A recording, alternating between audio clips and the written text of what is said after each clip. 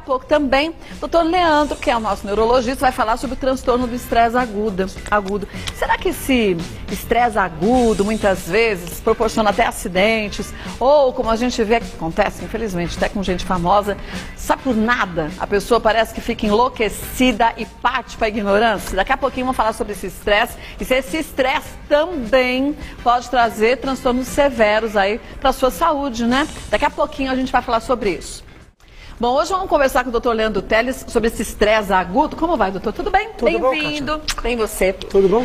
Agora, como saber que a pessoa é estressada ou que ela está num momento de estresse agudo? O que difere uma situação de outra? Existem vários tipos de estresse. Tem o estresse natural da vida cotidiana, tem o estresse crônico, onde a pessoa é exposta a doses excessivas durante um longo período de tempo. Agora, tem isso que a gente vai falar hoje, que é o estresse agudo, pontual. Quando a pessoa passa por uma situação extrema. Por exemplo, tipo um assalto, uma violência sexual, um acidente de carro, uma tragédia, uma catástrofe natural. Então ela passa, libera adrenalina e cortisol naquela hora, fica desesperada, em pânico, né? Se sente realmente impotente, frustrada. E aí algumas pessoas superam bem isso. Passa alguns minutos, a horas, a pessoa está calma. Bem. Agora tem pessoas, até 1/5 da população, e é bastante, 1 a cada 5 acaba evoluindo com sintomas, que a gente chama de estado de choque, né? A pessoa fica semanas, o diagnóstico ele é válido até 4 semanas. Ele fica com uma esquiva, com medo de fazer as coisas que façam ele rememoriar, né, reviver situações relacionadas ao trauma. Ele pode se sentir fora do corpo, ou como se estivesse numa realidade alternativa, num sonho. Pode ter muito fenômeno de ansiedade. O estresse passou. A sensação fica na pessoa. Então, agora por que 1/5 da população tem isso? Quer dizer, se a gente enfrenta a situação, por exemplo, foi assaltado na rua, sei lá, Pamplona, chutando. É bem possível, aliás, passa, né? Porque é uma violência urbana aqui em São Paulo. Hoje em dia. Se você deixa de passar na rua Pamplona, você não fica com aquilo na cabeça? Ah, se eu passar, eu posso ser assaltada de novo? Você alimenta o seu medo. Então, sempre que você se esquiva, você alimenta e dá um pontinho para o seu inimigo. Mas a pessoa não faz isso de propósito. Ela acaba se esquivando porque ela não consegue lidar com o pensamento envolvido naquele estresse. Então, esse é um dos sintomas clássicos do transtorno do estresse agudo. Aí a pessoa fala assim, mas será que é comum? É muito comum, porque tem trabalhos que mostram que 40% a 50% dos moradores de metrópoles passam por situações extremas. Então, metade da população praticamente vai passar durante a vida ou por um assalto, ou por um acidente de carro, ou por uma tragédia familiar. Pode ser que você vivenciou ou você foi exposto. Por isso que eu, às vezes, fico um pouco com receio daqueles programas, às vezes, sensacionalistas, que colocam com cores vivas. Às vezes, eventos que não são tão comuns, mas como está todo dia na nossa casa isso, às vezes comum, você fala, nossa, então você cria uma certa fobia, um medo excessivo de algo que pode acontecer. E com isso você deixa de viver. Porque se você falar assim, tudo bem, eu fui assaltado, vou tomar mais cuidado. Legal. Agora, não vou andar mais na Pamplona? Não, gente, quanta coisa legal que tem na Pamplona, né? Verdade. Quem conhece a Pamplona? Então, na verdade, a sua esquiva tem que ser proporcional. Você não pode ser dominado pelo receio, né? Você tem que dominar a situação. Dominar a situação. Temos mitos e verdades. Vamos ver o primeiro deles, qual é? Olha, as pessoas lidam com o estresse intenso de formas muito semelhantes. É verdade? Aqui é mito, né? Na verdade, cada um lida de um jeito. Existem proporções. Por isso que é difícil você julgar o outro com o seu aspecto. Então, assim, lógico que tem estressores que são mais fortes e mais leves. Por exemplo, violência sexual é um estressor muito intenso. 60% acaba sofrendo problemas psicológicos das vítimas, né?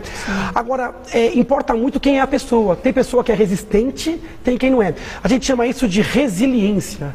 Essa palavrinha resiliência, ela é roubada da física. Resiliente é um material que é capaz de suportar a pressão e depois ele volta ao seu estado anterior. Por exemplo, a mola, ela é muito resiliente. Você pressiona, ela se modifica e depois parece que ela ganha energia dessa pressão e devolve ao ambiente. As pessoas que são resilientes, elas suportam a pressão. Não que elas são reativas. Elas se transformam, elas vivem sim, mas logo depois elas voltam ao normal. Mas isso é uma característica de personalidade? De personalidade, depende de genética. Então tem famílias que têm isso melhor e pior, mas também depende de criação. Se a pessoa às vezes foi muito superprotegida, ela é menos resiliente. As pessoas que sofreram muito também são menos resilientes. Por isso que os extremos são ruins, né? A gente pensa toda hora nisso, né? O meu filho, o que eu faço? Eu protejo demais e ele fica fraco, ou eu exponho demais e ele fica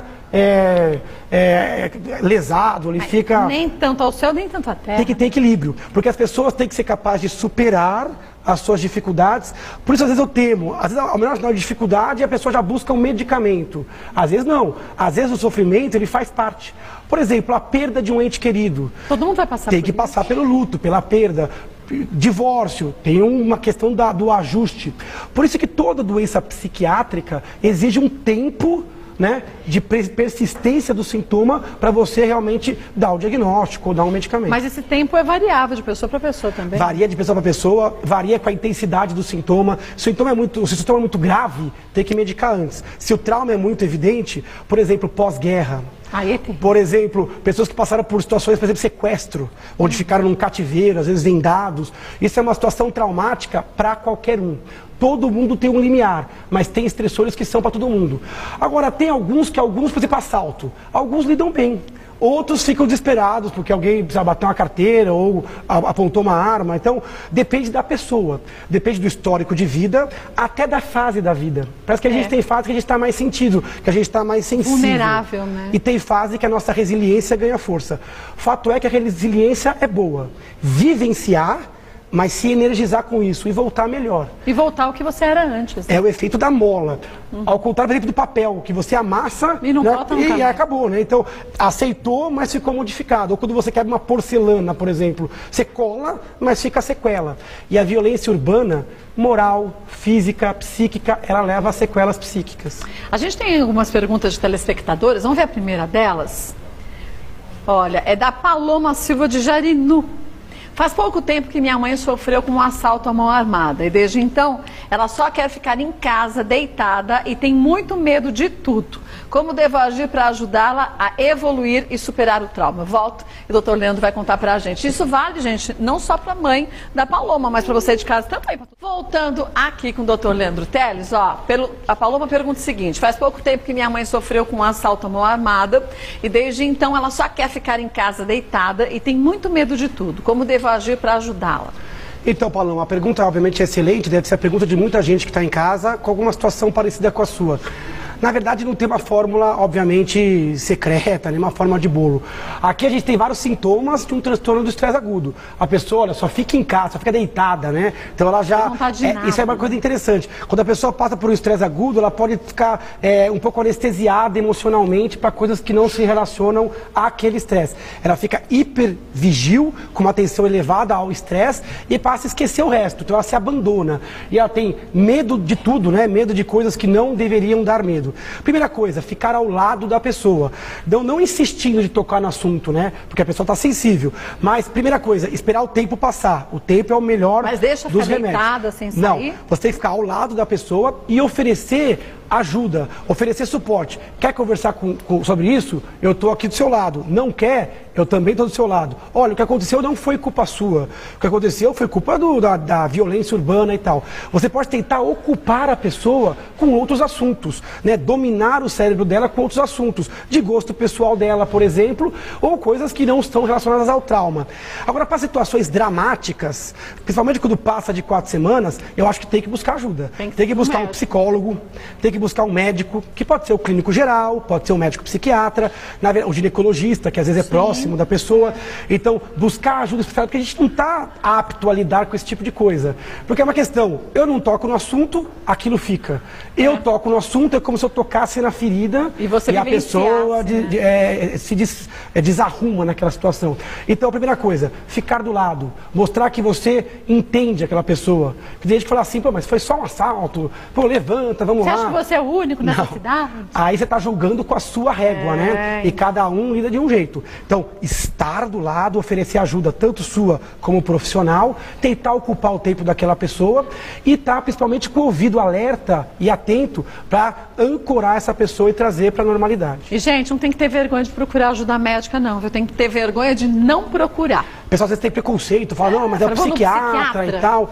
Não, as doenças psiquiátricas são doenças como qualquer outras, né? Como é doença no pé, como é diabetes. Então, na verdade, às vezes a gente fica alimentando, e o risco é qual aqui? O risco dela passar de 30 dias e evoluir com uma outra doença chamada síndrome do estresse pós-traumático. Isso pode demorar anos, décadas para melhorar. Pode levar a ansiedade, pode levar a depressão, né? Pode levar a comprometimento profissional, né? Pessoal. Então, esse comecinho é uma data importante para reconhecer os sintomas. E olha, qualquer informação que você queira, até sobre esse assunto, pode acessar também o site do Dr. Leandro Teles, viu? Lá tem matérias bem legais, gente, mas assim de fácil entendimento, pra gente leigo entender mesmo. E tem os contatos do Dr. Leandro, ó, o site é o www.leandroteles.com.br. No Facebook, facebook.com/neurologista Leandro Teles. Perfeito. Isso, sem no Instagram, Neuroleandro Teles. Isso. Então, todas essas dicas estão também lá no Face, estão no site. E as pessoas podem mandar, inclusive, sugestões de pautas, críticas, né? Pra gente melhorando. Verdade. Evoluindo. Obrigada pela dica de sempre, viu? Obrigada mesmo. Kátia, bom programa. E olha, não tem que ter vergonha de falar, eu vou perguntar um negócio desse pro médico. Perguntar tudo. Eu saio fazendo uma listinha, sem